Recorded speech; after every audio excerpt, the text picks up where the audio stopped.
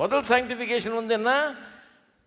ஊர் உலகத்தில் நம்மளை பிரிச்செடுத்து சொந்த ஜனமாக ஆக்கிட்டார். நம்ம வேற ஆள். இப்போ அது we are separated from the world. அதுதான் சாங்டிஃபிகேஷன். ரெண்டாவது வந்து சுத்திகரிக்கிறார். உண்மையாகவே நம்மை பரிசுத்தமாக ஆக்குகிறார். அதில் தான் இங்கே கிளென்ஸ்ன்னு வருது ஆங்கிலத்தில். தமிழில் சுத்திகரித்து என்று 26ஆம் வசனத்தில் வருது. நம்முடைய பாவங்களெல்லாம் மன்னிச்சார், அது வேறங்க.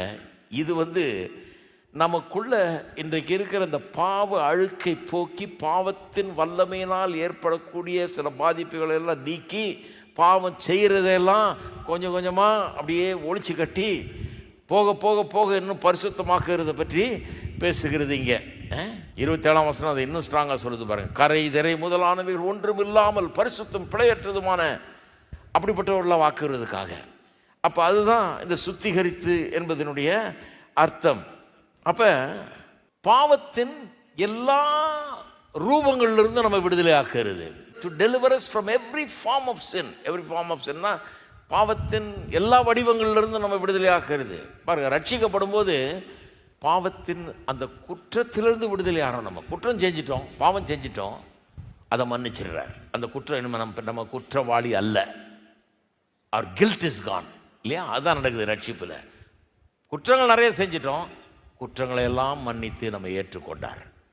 நம்முடைய குற்றங்களுக்கான தண்டனை அவர் ஏற்றுக்கொண்டு நம்மளை விடுதலையாக்கி பண்ணிட்டார். குற்றங்கள் நீங்கிறது. ஆனால் அதுக்கப்புறம் பாருங்கள், பாவத்தின் வல்லமை நம்முடைய வாழ்க்கையை பாதிக்காதபடிக்கு அதை மேற்கொள்ளணும். ஏன்னா பாவத்தின் வல்லமை ஒன்று வேலை செஞ்சிட்டு இருக்குது இந்த உலகத்தில். பாவ உலகம். அந்த பாவம் வந்து நமக்குள்ளே இருந்து கொண்டு அந்த பாவ சுவாபமானது மேற்கொள்ள பார்க்குது பாருங்க. அந்த பாவத்தின் வல்லமையிலிருந்து நம்ம விடுதலை பெற வேணும். அது மட்டும் இல்லை, த பொல்யூஷன் ஆஃப் சின். மூணாவது ஒரு காரியம், அது ரொம்ப முக்கியம் பாருங்கள். பொல்யூஷன் ஆஃப் சின். பொல்யூஷன்னா மாசு. பார்த்தா க்ளீனாக இருக்க மாதிரி தெரியும், ஆனால் அங்கங்கே பார்த்தீங்கன்னா கையை வச்சு பார்த்தீங்கன்னா தூசி இல்லையா? நம்ம கண்ணுக்கு தெரியாத பூத கண்ணாடி வச்சு பார்த்தீங்கன்னா தெரியும் தூசி இருக்கிறது. சாதாரண கண்ணுக்கு தெரியாது.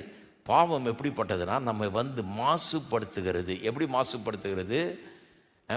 கிறிஸ்டியன் டாக்டரினில் டோட்டல் டிப்ராவிட்டின்னு ஒரு டாக்டரின் இருக்குது. அது என்னென்னா, மனுஷன் சுத்தமாக கெட்டு போயிட்டான், எவ்வளோ மோசமாகணுமோ அவ்வளோ மோசமாகிட்டான்னு அர்த்தம் கிடையாது. டோட்டல் டிப்ராவிட்டி தான். டோட்டல் டிப்ராவிட்டினா அவனுடைய வாழ்க்கையின் எல்லா அம்சங்களும் பாவத்தினால் தொடப்பட்டு மாசுபட்டிருக்கிறது.